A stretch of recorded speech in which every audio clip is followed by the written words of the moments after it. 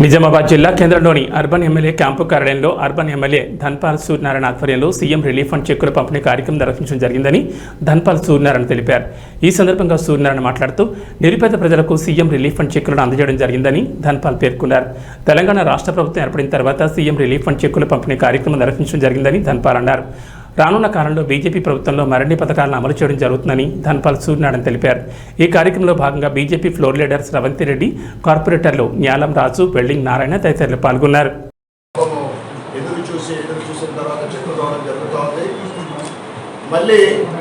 ఏదైతే అమౌంట్ వాళ్ళు అప్లై చేసుకుంటారో ట్రీట్మెంట్ తీసుకున్న తర్వాత 30% కన్నా ఎక్కువ రావడం లేదు, 20 నుంచి 30%.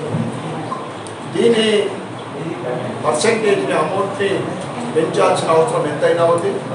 దాంతోపాటు ఈ నెలల తరబడి ఎదురు చూసే విధంగా కాకుండా అప్లై చేసిన నెల రోజుల లోపలనే రావాలని ఈ అసెంబ్లీలో మేము ఈ 2 విషయాలు కూడా లేవనెత్తుతాం. సీఎం రిలీఫ్ ఫండ్ అమౌంట్ కనీసం 50% అన్న రావాలి. ఆ తర్వాత అప్లై చేసుకున్న తర్వాత 1 మంత్ లోపల రావాలని మేము ప్రభుత్వానికి డిమాండ్ చేస్తాం. ఎందుకంటే మా భారతీయ జనతా పార్టీ 8 మంది ఎమ్మెల్యేల డిమాండ్ కూడా ఇది ఉంది. ఇది చాలా, ఎందుకంటే పేదలు అప్పు సొప్పు చేసుకున్న తర్వాత ఆ ట్రీట్మెంట్కు డబ్బులు ఖర్చు పెట్టుకుంటారు. దాని తర్వాత ఎదురు చూసిన తర్వాత వస్తే అప్పటికి పాపం వాళ్ళ అప్పులు పెరుగుతాయి, మిత్తులు పెరుగుతాయి. కనుక ఈరోజు ఏదైతే ఈ సీఎం రిలీఫ్ ఫండ్ 44 చెక్కులు, నేను ఇంతవరకు సుమారు 500 చెక్కులు సీఎం రిలీఫ్ ఫండ్ అప్లికేషన్లు ఫార్వర్డ్ చేయడం జరిగింది.